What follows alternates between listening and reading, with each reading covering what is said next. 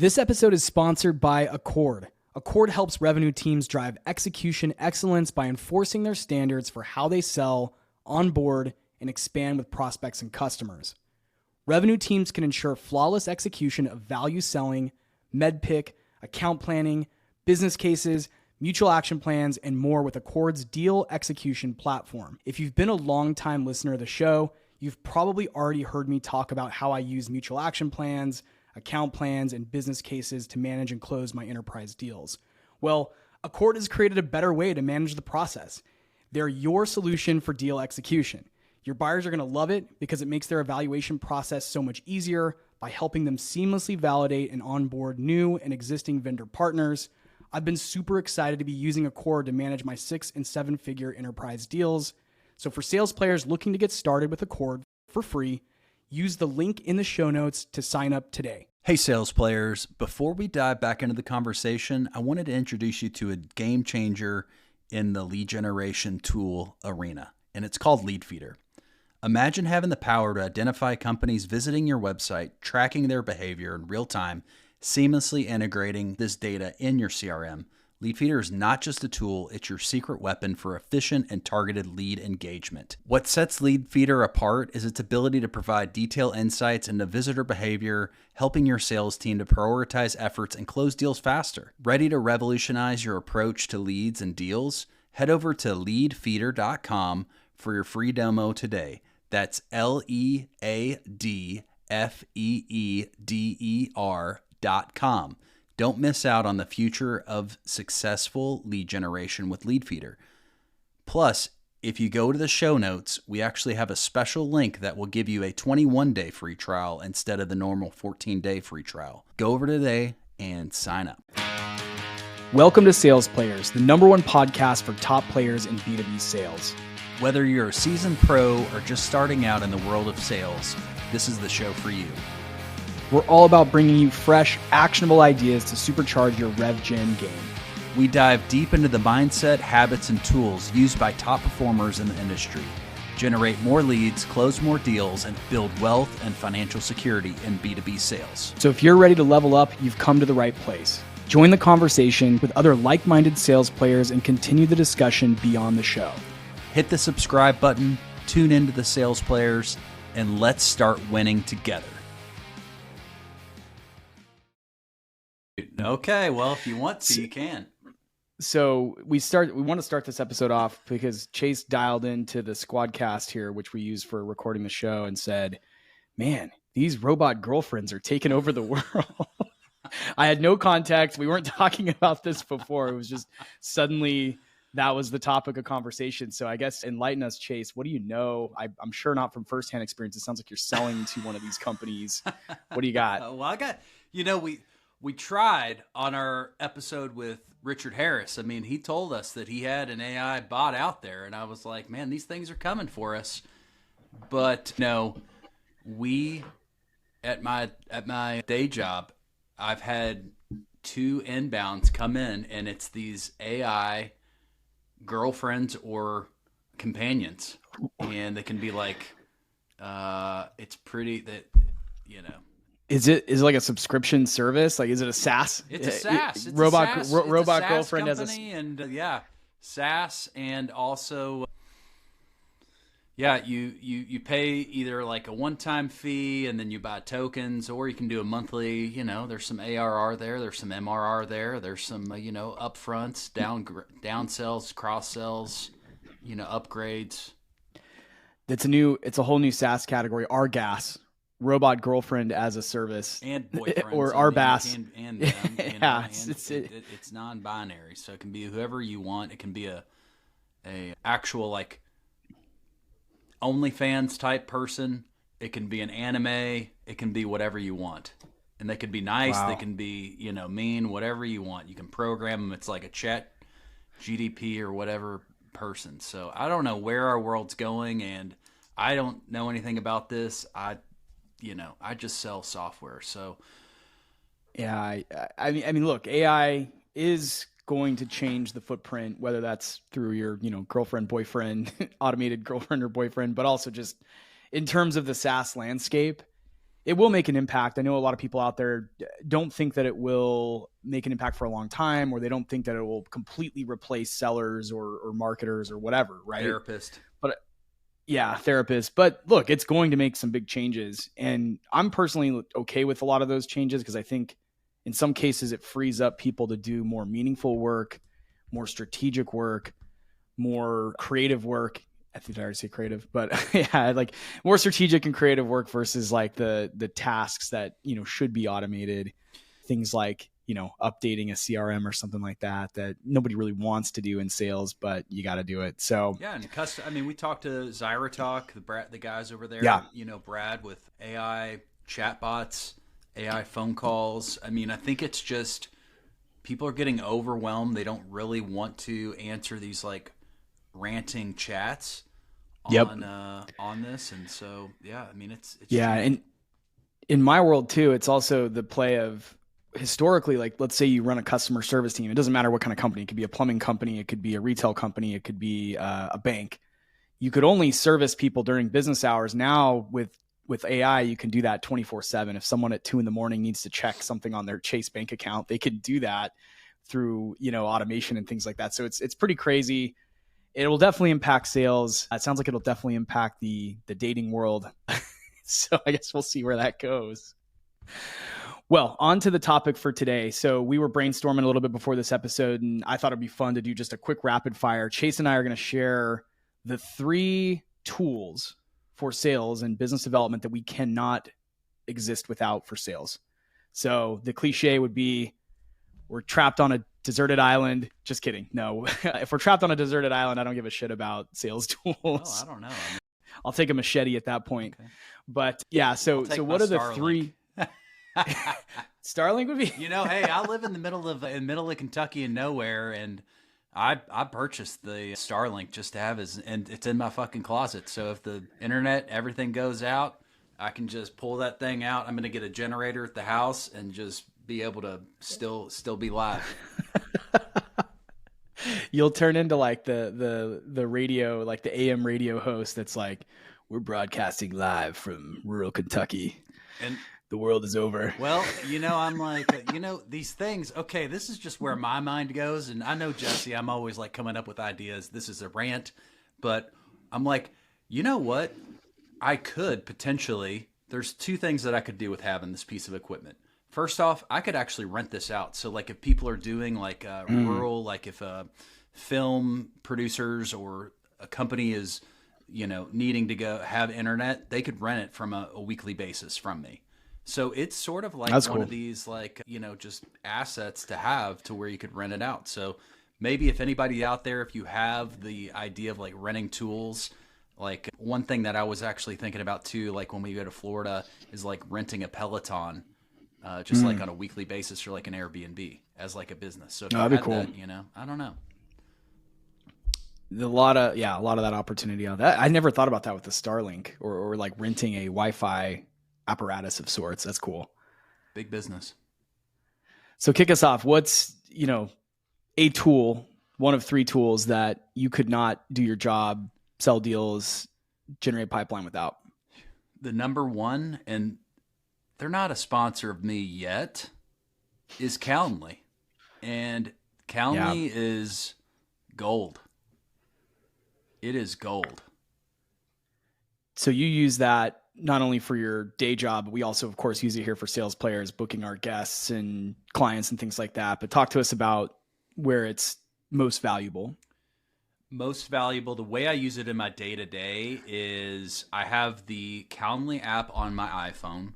So I can go in there, and with my day job, I have tons of inbounds, and I can see every single meeting that I have. I can qualify or unqualify. I can disqualify meetings, and we have it to where we have like a lot of automation. So it'll text people to make sure that they show up to the meeting. Also, it'll have like a post-call flow. So basically, it's sort of like a mini CRM.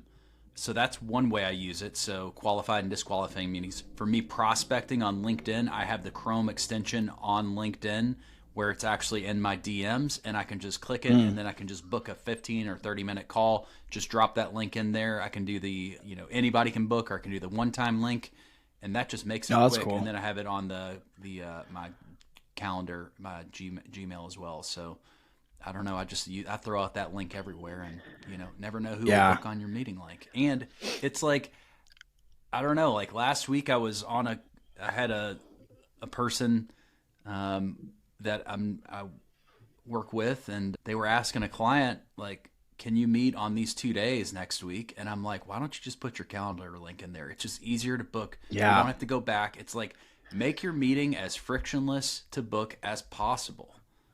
Yeah. Yep. Another thing I'm realizing just offhand here is with Calendly, you're capturing a lot of emails, and emails are a form of gold, right? Like it's important for anyone listening out there, whether you're just like a frontline seller in a tech company or a media company, or you're trying to start something or grow an audience. Emails are very important right now, especially, just a good thing to keep saved, build a Rolodex, build a network, an audience. So love it. I'll share mine. This one might be a little obvious, but it's LinkedIn. Oh. I can't live without LinkedIn. I know that's it's crazy to say that though, when I look back at my career, because when I started out in sales back in 2012, there was LinkedIn. It existed. Don't get me wrong, but people weren't necessarily using it for selling. Mm-hmm. They were using it as a job search thing. It was a place to host your resume and you could find a job, right? And it was around like 2014, 2015. Actually, I worked for a woman at the time, Lindsay Boggs, shout out. And she wrote an article on LinkedIn about how she gets a 50% response rate from InMail. And I don't remember when they rolled InMail out, but I know that article went viral. She ended up getting invited to LinkedIn's conference, and she like went on stage with Shaquille O'Neal and shot baskets with him. Is crazy. All because of a blog post she wrote that went super viral. And she was just using InMail to ping executives. And because no one was really doing it, there was very few people on LinkedIn using it for that business case. She would get these crazy response rates. And so she taught our team how to do it. I was an SDR on her team and she taught us how to do it. It was awesome. So I started using it back then, but even then it went also through kind of a saturation period. Mm-hmm. But now I think we're back to where it's so broadly accepted and adopted that I get a really high response rate. In 2024, I get a really high response rate from the people I reach out to on LinkedIn. I just heard from an executive at a major broadcast media company this week. I've pinged people at a lot of my target accounts. I connect with them often. I follow them on Sales Navigator, keep notes on them. I can build org charts in LinkedIn. And then I have real-time data on my buyers, because one of the things that's frustrating in enterprise sales is you can hone in on a specific person. Maybe they're the vice president of something and they're the exec sponsor, but then they change jobs, and your CRM is not going to keep up to date with that information, but LinkedIn will, because they're going to update their LinkedIn and say, hey, now I'm over at this company and now I can go try to sell to them there. Right. Mm-hmm. So it's real-time insights into my buyers. I get a very high response rate on InMail. Of course, I use it for posting content, sharing podcast episodes, sharing insights I have, sharing ideas and stories and things like that. And because of that, it's like this flywheel where sharing on LinkedIn creates a bigger network, and then that bigger network allows you to get a higher response rate from people you reach out to, because there's this like name brand recognition. So can't live without LinkedIn. It is my number one sales tool. LinkedIn is gold. And I think a lot of people are still sleeping on it. And I think one other thing with our listeners is it goes across every source. So if you're looking for a role, if you're looking for leads, if you're looking for a mentor, if you're looking for advice, it crosses all those channels, and it's not as much BS as you'll see on Twitter, TikTok, Instagram. I think that there is a little bit more politeness to LinkedIn that I like, and it helped me. Yeah. It's helped me land jobs, land deals. And one thing that I've been seeing is, I don't know if this is just something with the LinkedIn algorithm or something, but it's like if you email somebody, they're going to see your post. If you're in their like DMs in LinkedIn or you're connecting on there, they're going to see your stuff. So when you're prospecting, not only think about the things that you're posting, because they could be actually seeing those posts, and it's just another touch point. And yeah, another opportunity for people, just real quick. I know we got like 10 minutes. We got to jam through this list, but these like, if you've been invited to contribute to one of these articles on LinkedIn that turn you into a thought leader, I would recommend just spending a few minutes doing that. I need to actually go and write a few of them, but LinkedIn will send you a ping saying, hey, you might be a thought leader on this topic. And it'll be something like pipeline generation or closing deals or setting up CRMs, whatever it is. I would recommend going to do that because I'm realizing those get a lot of reach. I see a lot of views when I post on those. And then if you do enough of them, you get a little merit badge on your profile. So little piece of advice there. And don't get hung up on the impressions. Yeah, don't get hung up on the impressions and just continuously post. And it's okay. You know, you got to start from somewhere. And it's better to start yesterday, but today, if you haven't started, just do it today. Yep. All right, what's tool number 2 on your list? Slack. I was going to say that one. Dang. Slack is Talk to us about Slack. Slack is a money maker for Chase. I freak people out when they look at my Slack when I share it. I have about 15 different channels in there. It's a place for me to prospect. It's a place for me to talk to my leadership. It's a place for me to talk to the sales players, people. Keep documentation. Huddle. The huddle feature is probably the number one feature that I love with Slack. Slack is not a sponsor of the show. Would love them to be. No, not yet. Not yet. But yeah, I'm in the sales players. What is it called? It's a Slack. It's a good one. It's a good free community. If you're not in there, it's free to join. It's called the Sales Blazers community. It's a Salesforce community. Has about 7,000 people in there, and it's just cool to be in there and just see like an active Slack community. I'm also in VC groups. I'm in startup groups. The sales players Slack channel, obviously. I'm in the P Club and Hyros, and yeah.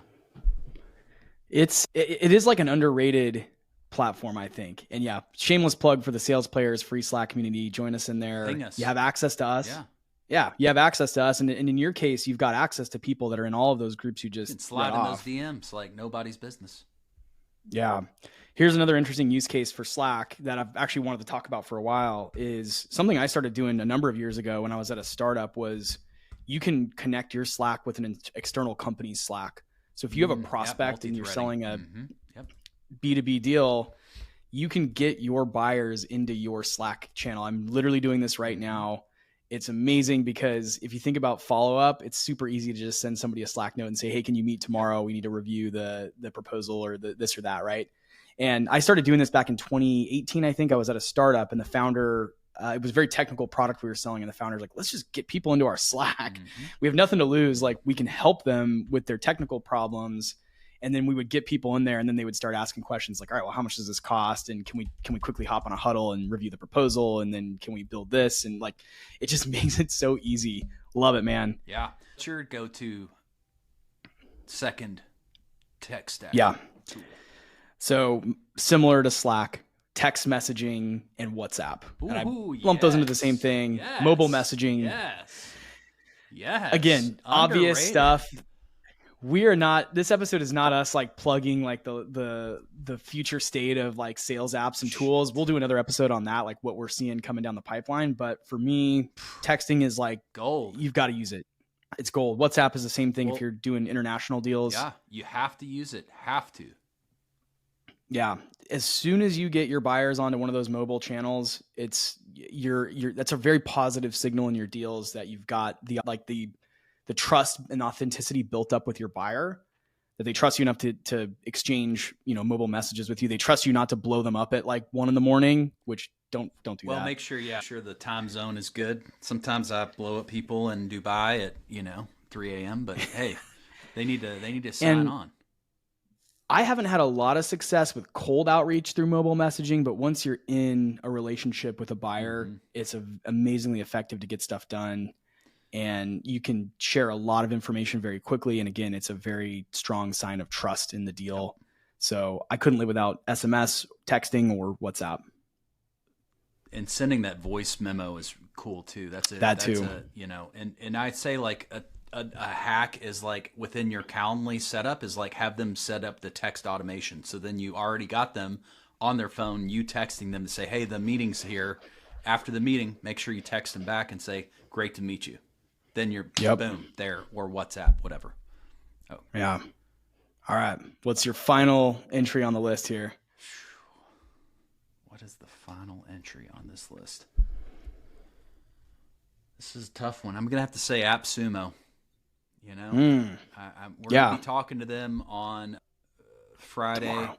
It's tomorrow, Yeah. and I got to plug them. It's an old tool, and it's like I'm trying to look for some other tools, but I think AppSumo is a good place. Also, G2 might be another tool, but the number three is really not that important for me. Those are the two, I mean, Yeah. really, what you've shared is like those are my Yeah. go-to. Yeah. My last one is a plug because they are a partner of the show, which is Surf Ooh. with an E.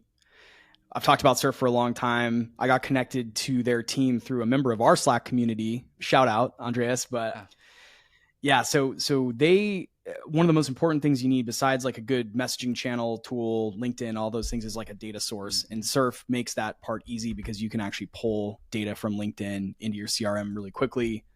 And they've actually just put out a new product called Lighthouse that's, again, more on the data side of things. It's super critical to have a database of who your buyers are so you can access their firmographic info. That was a big word.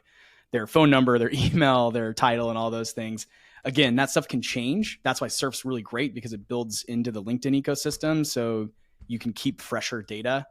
But I find it super valuable to go in and be able to pull that kind of insight. So we'll leave a link there in the show notes for that. I think that's a wrap. I know we've got to jump off here in a minute or two. Anything else, Chase? Any other tools, ideas before we wrap? After you were saying that, I was like, Kajabi is a really good one. So I'm in part of Chris Orlob's paid community, and he has a Kajabi that's like his course plan. So like if you're looking to build courses, also like Scott Leese had a course on there. I love Kajabi, and it's just something. It's like sort of Netflix, but for sales stuff. So till next time, meet us on Slack. Yeah. Follow us on LinkedIn, and if you want to book a meeting on Calendly, go ahead and do it. Till next time, see you guys. Thanks for listening. Take care, all.